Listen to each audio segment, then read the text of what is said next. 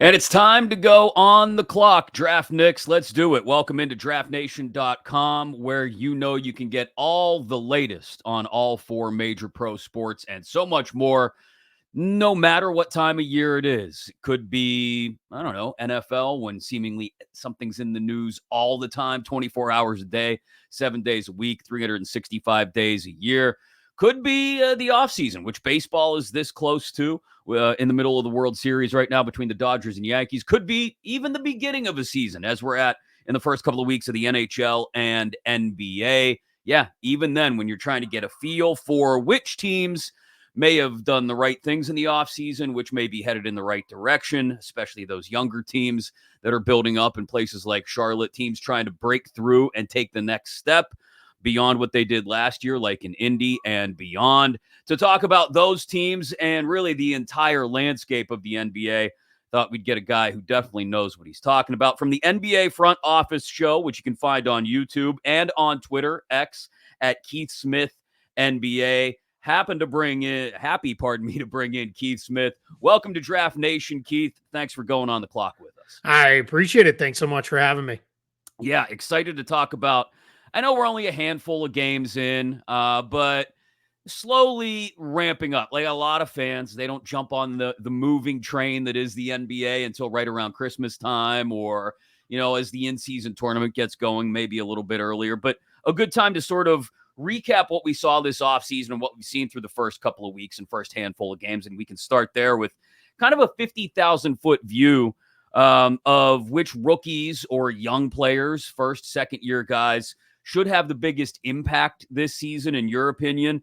And in particular, which may be, quote unquote, to use a cliche, missing pieces or key contributors for teams that may actually have some sort of postseason aspirations. Yeah, I think it's great that you frame it that way, because this class is a little bit of a weird class. It was not one that was super loaded with guys at the top end where everybody was all fired up about a Victor Wembanyama or a Zion Williamson, anything like that. It's certainly not like this coming class with Cooper Flagg and Ace Bailey and crew that are going to be really, really good. But I think what we've seen here is guys like Zachary Risachet, Alex Sarr. Those guys they're going to be good eventually, but they're on teams that are Hawks are kind of a middling team, but the Wizards not very good.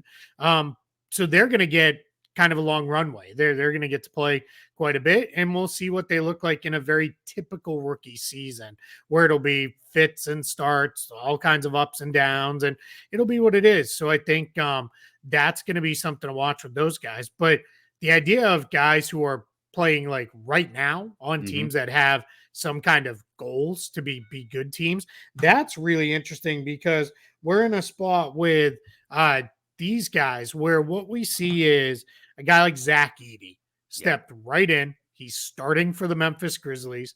The Grizzlies are trying to get back to where they were a couple years ago, before last year's season was completely ruined by injuries.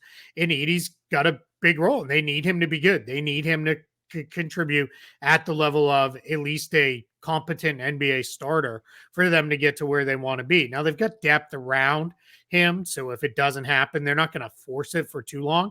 But right now, he's in a pretty big role. His own teammate, Jalen Wells, a kid who was drafted in the second round, not super highly regarded as a prospect, he's playing regularly because it's the Grizzlies. They have to have a million guys out with injuries.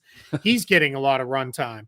And then a couple other guys that are jumping out. Again, these guys were a little lower down in the draft, because to be on a good team, you usually are, right? You're usually not one of those top picks, because those teams are usually bad. But a guy like Yves Missy with the New Orleans Pelicans, he's getting a ton of run. I just said this morning, I think there's a chance by the second half he's their starting center. I think he's developing that quickly. A guy like Reed Shepherd, very slow start there, but he's somebody everybody's really high on in Houston. And then one that's kind of come completely out of nowhere, but out of necessity, is Ariel Hukporti with the New York Knicks. He's a backup center. Mitchell Robinson is down. That Knicks team has no depth because of the trades they made. They're actually running with very few players on the roster right now. So Hukporti, a two-way guy, has been getting a lot of run and has been playing pretty well for that Knicks team. So that's just a handful of guys that jump out to me in the first week or so of the season. I know a lot of people who, again, maybe casually pay attention to the NBA through the first 2 or 3 months of the regular season. All they hear about is, Bronny this and look, Bronny is not going to have the major day-to-day impact on the Lakers season that maybe another guy on that roster, another rookie, Dalton Connect, may have. When you look at Connect, I know he was a guy that a lot of people said, yes, yes, yes, Bronny, that's all well and good. Is Connect showing, at least early on, that he can live up to the aspirations of being the rookie on the Lakers that the people should actually be paying attention to? Yeah, without a doubt. He's had a couple big moments already. They had a couple comeback wins in their opening week, and he was a big part of it. His shooting, his ability to put the ball on the floor. It's I say this somewhat jokingly, but with a whole lot of truth. He got tagged like a lot of players do with the white shooter tag, right? Yeah. Like he's a white guy who can shoot, and people just assume, all right, that's what he does. And it's not that he can't do that, because he certainly can, but he can also put the ball on the floor. He's really good at drawing contact. In a lot of ways, he's like a slightly bigger version of Austin Reeves in that sense, where he knows how to kind of play the angles, use his athleticism, get inside, draw contact, and get himself shots. So he has done really well so far for the Lakers. He had a rough one there last time out, but again, he's a rookie. That's going to happen. There's going to probably be more, or at least as many rough games as there are really good games. And it's kind of the world in the middle there where his season will be, make or break. So I think for Dalton Connect, it's just do what you do. Go out there, play your game, be confident and play well. And I think there's even room for, unfortunately, the Lakers will have injuries because every team does. He may even start some games at some point. And what he's showing right now is, hey, I can hang. And then that'll give JJ Redick and staff, let's give him more. Let's give him Yeah. more. Let's give him more. And we'll see where that ultimately goes. But right now, he looks pretty good. Who else has maybe surprised you early on and could be one of those young players that's gaining the confidence of their coaching staff? And then conversely, maybe anybody who you expected a little bit more out of. It's early. Again, only a couple weeks into the season, no more than a handful of games most places, but maybe some players that you have some early concerns about. Yeah, I'll give you one on each side in Detroit. It's not that Cade Cunningham has played poorly, because he hasn't. I'm looking for now. We are Cade Cunningham about to start a max extension next year. I want to see him take over and win the Pistons games late in the fourth quarter. They played a bunch of games in the fourth quarter, and he's just kind of been a little bit off in those fourth quarters. I want to see, if you're the guy we think you are on a max contract, take over those games. On the flip side in Detroit, Jaden Ivey has been terrific out of the gate for a young guy. He's really, after last year where Monty Williams kind of pushed and pulled him out of the rotation and yanked him around quite a bit, he's been starting for them, all year, a week, but started all their games, has played a big role, had the ball a lot, and has played really, really well for them. A couple other guys that look, I think, better than expected in Orlando. Anthony Black, in his second season, has taken a big leap. He's jumped into being a full part of their rotation. They're using him in kind of an interesting way where they kind of let him function as a point guard on offense, but he's defending opposing wings on defense, which is good because they're able to then build some different lineup constructions on their second units, which has been really fun to monitor. Guys, the other way, I wanted to see a little bit more out of Jabari Smith Jr. in Houston. I think it'll come. It's very early, but he hasn't, been quite the guy I wanted to see him be there. And then it's still, I still believe, but Scoot Henderson, just the shot's still been a little bit messy with Portland, but I think it'll get there eventually too. I'll throw one more name at you Sure. before we get into some of those. And you mentioned a lot of the teams that I want to get to in a second, but I mentioned it because I'm based in Pittsburgh, and he's a Pitt guy. Bub Carrington has caught a lot of people by surprise, I think, the first couple of weeks. Is that something you think is sustainable for him? I think so. Yeah, I think we're going to see, because now they're dealing with some more injuries. They already had a couple. Malcolm Brogdon going out, that gave him runway to minutes right away. But Washington was going to play Carrington no matter what. They've been playing their 3 first-round rookies, him, Sarr, and then Keyshawn George, have all been playing regular minutes right out of the gate. What I think is going to be interesting with Bob Carrington is, he looked a little overmatched in his first couple games. Like the game was, he's a rookie point guard, right? So nobody, the game moves faster for nobody but a rookie point guard. Yeah. So he's going to take a little bit of time to adjust. They moved him to the second unit last time out, and he looked better. It was now he's playing against guys more equivalent talent level. He's not playing against the frontline guys for quite as many minutes. He's going to be a really good player. It's just going to take time for him to adjust to the speed of the NBA. And this is part of why, like, I'm still very high on like a guy like Scoot Henderson. And it'll be the same thing for Carrington. Young guards sometimes take 3-4 seasons to really figure it out. And in Washington, what I love is they have basically said, hey, we are nowhere near being a competitive team. So we're going to play our kids. And if they make mistakes, it is what it is. Yeah. We're going to let them play through them. We're going to let them learn from them. Now, that doesn't mean you can go out there and throw the ball 20 feet into the seats every game and, miss a whole bunch of shots and play no defense. So yank him. But if it's just, hey, made it like turnovers of kind of he's trying to make something happen, that's not the end of the world. That's actually more of a positive than it is a negative. And you just live with it and move along. Follow Keith on X, as I mentioned earlier, at Keith Smith NBA.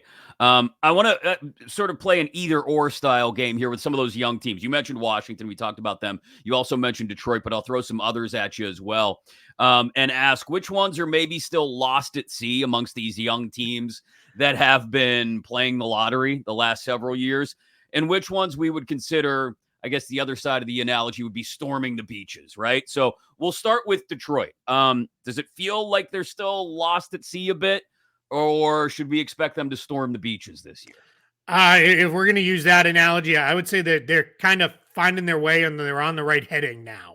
Okay. It's going to take. They're pretty far out there, so it's going to take them a while to come into port. But they're headed in the right direction now, and that's what you wanted to see. A big chunk of their offseason was focused around, let's get some veteran guys who can help these young guys play better basketball.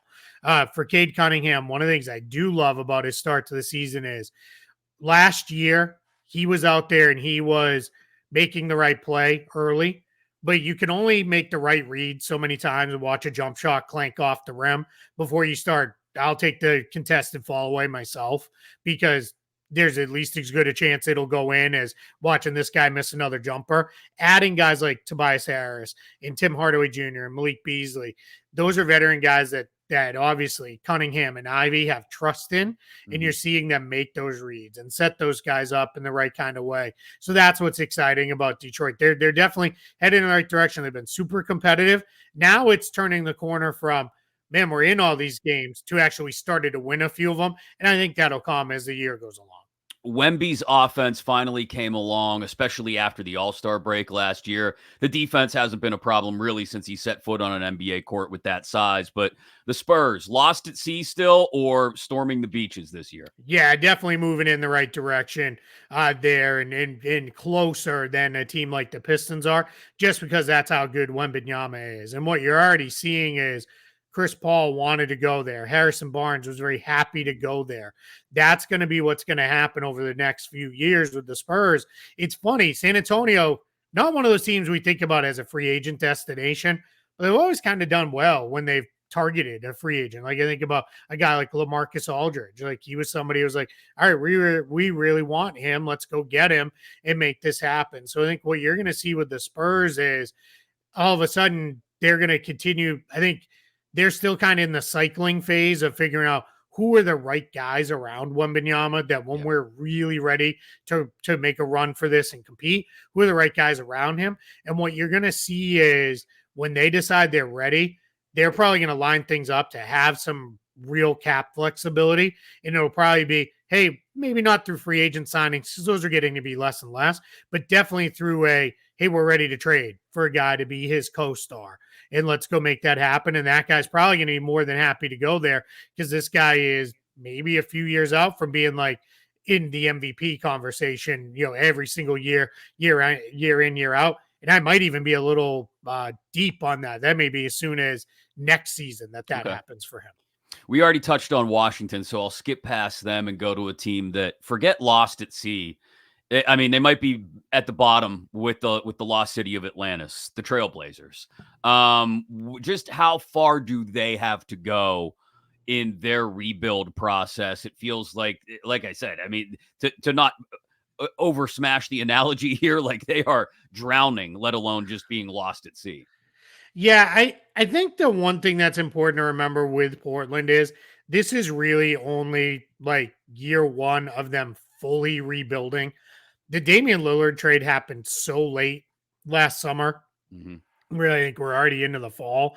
Maybe, but regardless, it was right on the eve of the season Yeah. that they didn't get that benefit of, hey, we're doing a full scale sell off and we're really tearing this thing down. They had to kind of build a roster that was like, all right, well, maybe we'll have Dame, maybe we won't. And then the trade stuff dragged out. It's so long that they weren't able to make those other kind of moves like you anticipate the team making. What that's kind of left them with is this really weird mix of highly drafted young guys and a bunch of veteran guys who are like, hey, I can still play. Like I'm still trying to show I'm a good veteran player. And that generally tends to lead to a team that's going nowhere.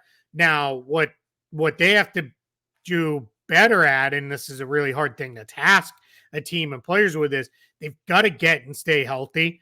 Last year, what I always differentiate two things between a bad season but a productive bad season because it's kind of intentional, Right. and a lost season, which was not intentional. Portland had a lost season last year because they had so many injuries. Shaden Sharp was out. Anthony Simons was out. That's just not where you want to be because you don't get to evaluate anything when those guys aren't there. We're already starting this year behind the eight ball because Shaden Sharp is out again. So if you're Portland, get those guys back. So what you can really do is look at for the remainder of this season, all right, is there any functional world where Henderson, Simons, and Sharp can all play together? Because if there is, all right, that tells us we got to go down one path with filling out the rest of our roster. Right. If they can all play together, we got to pick the two guys who can that we want to build around and go down a different path with our roster. But they didn't get any data on that last year because it became such a lost season. So that's the difference, right? Between intentionally bad seasons and completely lost seasons. And that's, you just can't have another lost season if you're Portland. All right, one more team I want to ask you: lost at sea or storming the beaches? It certainly felt like late in the year last year they were starting to find their way. So maybe they've progressed past just simply finding a navigational beacon. Houston feels like the Rockets could go from team that surprised a lot of people down the stretch last year to team that could actually forget competing for a play-in spot. Maybe make some noise if they're able to get into that 7 through 10 spot in the West. Yeah, 100%. They're here now, for lack of a better term.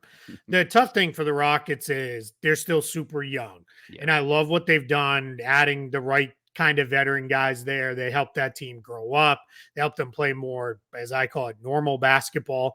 This last season, the years before that, it was a lot of like, hey, roll the ball out there, and we're as likely to see the popcorn vendor get beamed in the head with an errant pass as we are a great setup play. So it made for fun watching. Like they were never boring, right, but it was like not conducive to winning. Now last year they played well, saw them take major steps forward, kind of slipped at the end of the year, but that's not the end of the world. Now what I think with the Rockets, what we're looking at is they may be, and we may all be in agreement, they are way better as a team, but there was not a lot of improvement standings wise, just because of how deep the Western Conference is. It might be a year away from seeing them really kind of make those jumps in the standings. And that's going to be something we're going to keep our eye on. So of presumed contenders, sort of the opposite end of the spectrum from the teams we just talked about, where are there maybe holes or soft spots on rosters right now that you're going to continue to watch pretty closely and assess what may come to pass when we come around to post-Christmas time, late January, early February in the trade deadline? Yeah, I think the one more I'll start because it's just very obvious is the New York Knicks. They need to add depth.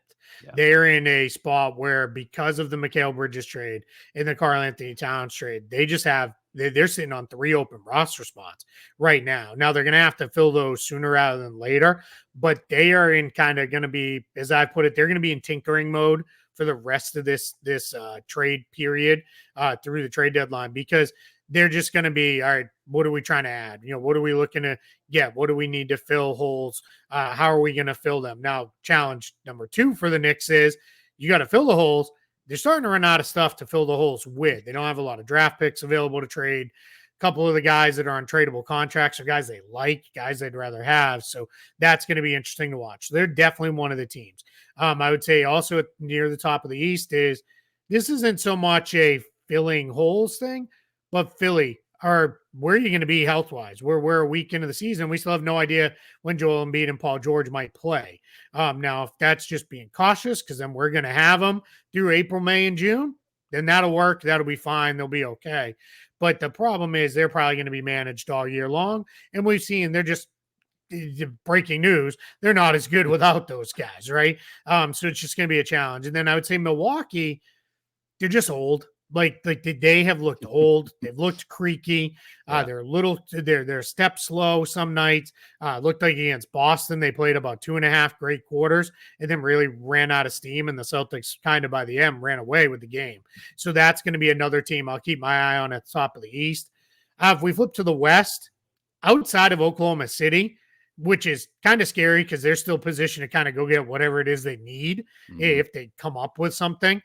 Everybody has some holes, right? The Nuggets are, where are we going with, the Kentavious Caldwell-Pope replacement? Is their bench going to flesh out enough?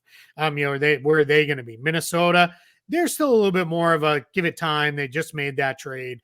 They're going to take a little bit. Dallas looks pretty good, which is good, but, they could probably use one more wing defender in their mix. We'll see what it looks like with them. And then everybody else in the West, there's a bunch of teams that I like to say are good, but they're like, are they really contenders? Where are we going? So that's like Phoenix, the Lakers, all those teams. Those are good teams, and those teams will have moves that they're probably going to make. So we'll see. But with the exception of Phoenix, they're so top heavy in salary, most expensive team in the league. A little harder for them to make moves, but we'll see what that looks like for them. Let me circle all the way back around and follow up on the first team you mentioned in the East. You mentioned the Knicks and their lack of depth. And an interesting contrast to that is we know the Sixers, they've been very clear, are going to manage minutes, especially for Embiid. Do you think Tom Thibodeau is willing to manage minutes, knowing the issues he has with depth, but also we know him as a guy who likes to ride his guys? I mean, if everybody could play 48 minutes a night, they would. Do you think, what do you think the dynamics of the push and pull are like within the organization there in New York, where Tibbs wants to try and chase down the Celtics and win the 1 seed, even if that's not feasible, and everybody else may be looking at it and saying, no, we need to save Jalen for the postseason and fill out the rest of those roster spots and keep everybody else fresh? Yeah, I think it's huge, for them to kind of find that right balance. Now, that was the running joke, right? Was when they traded away all their depth, like, who cares? He's not going to play him anyway. What difference does it make? But you have two guys in Karl Anthony Towns and OG Anunoby who have pretty lengthy injury histories at this point. So there's clearly, you got to be careful with those guys. Jalen Brunson, I think part of what he's had injury issues with late in a couple of seasons, and he's just a small guard. Small guards take a beating, they wear down. His style of play is he's pretty fearless, right? He's going to take a lot of hits. He takes a lot of extra hits. So that becomes, what is that going to run into there for him? So I think with those guys, what you have to do is you have to strike that reasonableness with Tibbs of, all right, he's going to play these guys a lot, but what you really have to give him 3-4 guys that he feels like he can really trust for 10 to 15 minutes a night in the regular season, and let him play those guys. Because you're absolutely right. If you push so hard, you're just not going to have enough left late season to make the kind of run you really want to make. Yeah. So judging by the relatively quiet offseason that Indy had, keeping Pascal Siakam obviously was the top priority. Do the Pacers, a team that we didn't mention there in talking about the Eastern Conference, do they have the right formula in place to crash the conference finals again? And if so, is it simply just the building another year's worth of chemistry and experience for Tyrese Halliburton? And if not, why not? Maybe. Jury is very out on the Pacers. They're starting to feel a little 2021 Atlanta Hawks-ish to me. If we remember, that Hawks team made that run to the conference finals against the Bucks. They ultimately lost, but everybody's like, all right, here we go. The Hawks, are we here? They haven't been anywhere close to touching that the last couple of years. I think the Pacers are better set up to be sustainable and to repeat Mhm. that level of success than that Hawks group was. But that's the thing you have to watch. Every year, somebody makes kind of an unexpected playoff run, and then it becomes how much do we believe in that? And if you make the wrong choices, you end up in not a great place. So I'll say this with Indiana, a lot of guys who need to play, a lot of mouths to feed, a lot of overlap within their roster, and a lot of overlap in ways where it's not, we'll just play them together. Like there's just a lot of guys who you're not going to be able to build functional lineups by playing those guys together. The other thing that's been a little weird to start this season, what had them kind of racing out of the gates and playing so well last year, played at such a high pace. Tyrese Halliburton had obviously blossomed into superstar level territory. He hasn't been the same guy, and they haven't played as fast. So that's going to be something we're going to have to watch and see. Can they kind of get back to who you were a year ago? If they can, I'm going to believe a lot more. Right now, jury's out a little bit. One last team I wanted to ask you specifically about before we let you run, Keith, and it circles us all the way back around to the idea of teams that have been in rebuilding mode for a few years now, or lottery teams for the last significant number of years. The Hornets are Brandon Miller, LaMelo Ball, Miles Bridges. They got a new coaching staff, Charles Lee leading the group there now. Are they the kind of group that can make the Hornets one of this year's sort of ahead of schedule teams, much like the Rockets were in the West last year? Or do the fans in Charlotte maybe need to continue to hang on to some of the little patience that they have left here and hope that next year is the year, with another year of experience for the management group, for the new ownership group, and the head coach, that another year of that allows them to get closer to contending and maybe being a play-in team and being closer to something that resembles, like I said, last year's Rockets? Yeah, I'm glad you used quotations in your question because I'm going to use one in an answer. I have been high on the Hornets as maybe a play-in tournament team. Now, some of that in the East is once you get past the presumed top 8 teams, somebody has to make the play-in tournament. So, Right. you can't all be in the lottery right out of the gate. So that's kind of where I come from with that. But I'll say this, LaMelo Ball, he's great when he's healthy. That's the key thing. You got to keep him on the floor. I love Brandon Miller. He's out for a little bit right now, but he's going to be back. I thought his year last year, hit from day one to game 1 to game 82, you really saw huge improvements in his game. The game slowed down for him so much, really started to figure stuff out. I couldn't be higher on him than I am as an individual player. Miles Bridges kind of is what he is at this point. He's at 9. If Miles Bridges is your 4th or 5th best player, you're probably like, all right, I feel pretty good. If he's like your 2nd or 3rd best player, you're probably not great. So that's the goal, right? Is try to get him into a spot where he slots down a little bit. But I'll say this, they're not going to go anywhere good if Mark Williams doesn't get healthy and can't be on the court regularly, because he's there as the roster is constructed right now, their only pathway toward having a reasonable defense, because Nick Richards really tries hard, but he's just not very he's limited, right? He's a nice backup center, but when he has to start, that's a problem. So when you go to a guy like to a guy like Mark Williams, everything feels a little bit different. He can block shots. He's pretty good at moving his feet. It's just we're coming off again to go back to what I said earlier, a lost season. You got nothing out of him. You got nothing out of LaMelo. Yeah, it was great. We got to see Brandon Miller, but what does this group look like? And then they made some smart trades, I thought, last year, which was odd for an outgoing front office group. Normally, those guys are a little more handcuffed, but I thought they did a nice job setting up the new front office in a good place. So I think we're going to get there with the Hornets. Keith, thanks again so much for the time today. I know it's early in the season to draw a lot of conclusions from what we've seen so far, but your insight invaluable in doing that. Check out the NBA Front Office Show on YouTube. Check out Keith as well on social media at Keith Smith NBA, and we'll hope to catch up again soon. Absolutely. Yeah, I love doing it. Thanks for having me. Yep, Keith Smith. And again, DraftNix, don't forget, go to draftnation.com. All the latest coverage on everything going on in all 4 major professional sports leagues, including the NBA. Sign up and become a member for free today. Create your account at draftnation.com. Thanks for coming on the clock with us, Keith.